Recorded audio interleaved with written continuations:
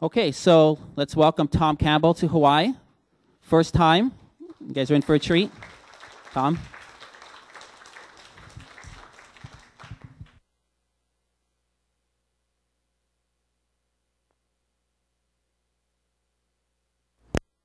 Okay, that's better. Everybody here all right? Okay, good. Okay, I'm really happy to be here in this beautiful state of Hawaii, and for the next week I'm going to be even happier because my wife and I are going to be vacationing here. That's going to be a lot of fun. Before I get started, I'd like to thank Steve Baltich for making all this possible. His energy and his vision has created this opportunity for all of us. So thank you, Steve. Yeah. And thanks also go to Donna and Keith Warner for helping Steve pull it all together. And there's probably others unknown to me that are also on that list of helping pull this thing all together. And thank you too. You know who you are. Okay, here's our schedule. The first 2 hours, I'm going to try to give you an idea of how reality works, what your place in it is, what it matters to you, how you become a part of it.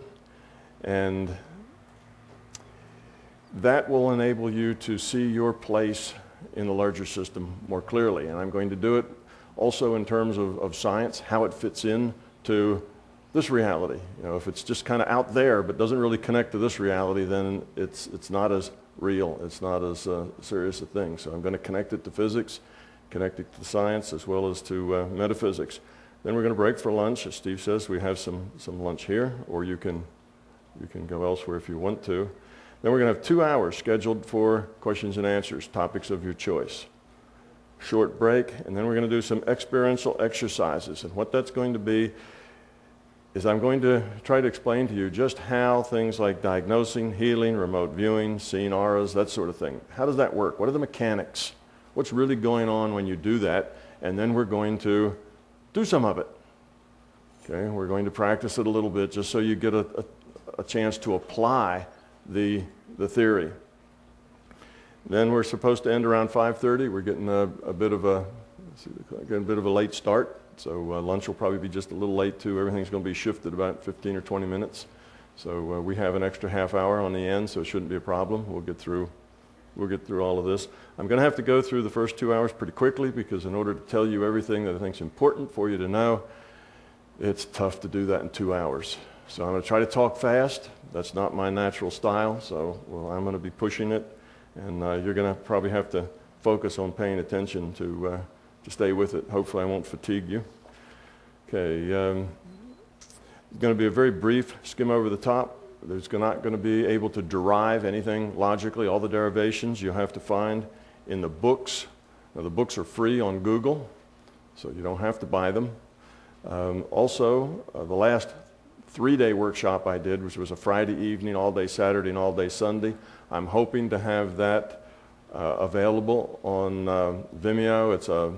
It's a internet video. You'll be able to find how to get to that if you just go to my website, which is the www.mybigtoe.com. That'll give you a link how to go there, and probably 2 or 3 months I'll have that up. So we probably won't be doing any more of the long, 2 and 3 day workshops because that one will be out there. It'll be free. You just have to go have enough interest to listen to something like 14 hours of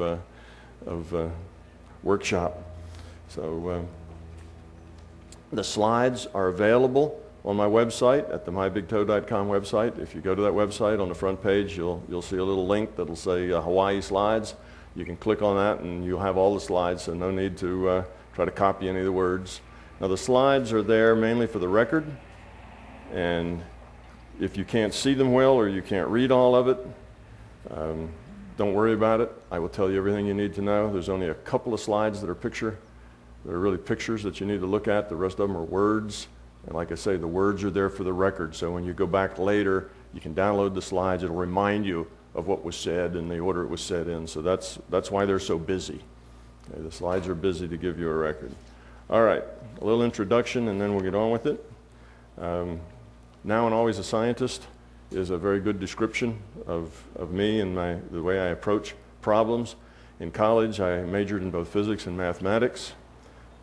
Then I went to grad school and did thesis research in experimental nuclear physics.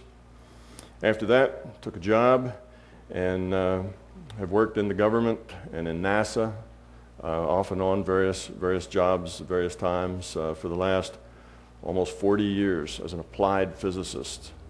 Okay, now applied physicists are a little different than theoretical physicists. Theoretical physicists mostly live in universities and do theory work. Applied physicists basically do the old physics, and we make physics models. And that is, we develop computer simulations of real-world systems to see how those systems work.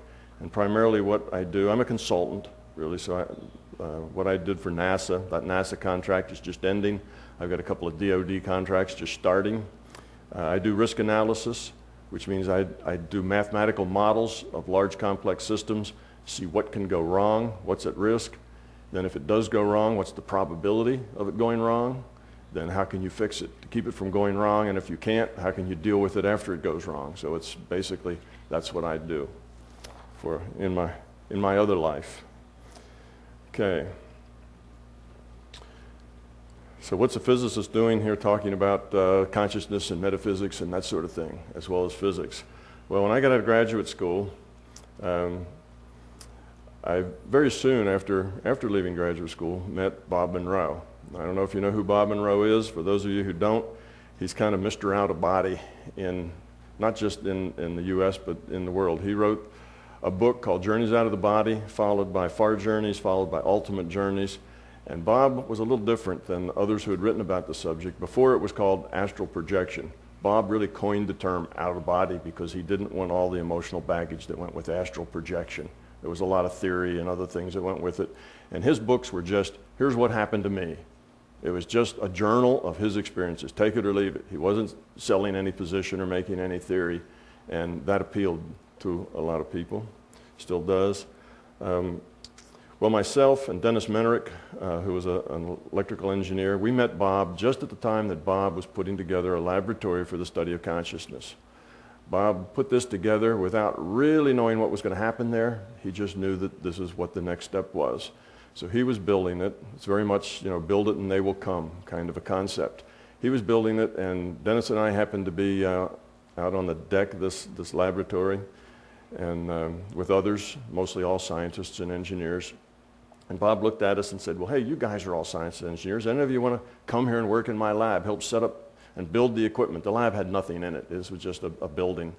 And then do the experiments and so on. Well, I raised my hand in an instant. Yes, I'd love to do that, Bob, but I want you to teach me what you know about out of body, because if I'm not experiencing it myself, I won't understand it. It won't be real to me. I'll just be studying you, and I can't do real research that way if I don't really know what it's about. And then Dennis Menerick, he said the same thing. So Bob kind of considered it. We were young. Both of us were, 20s.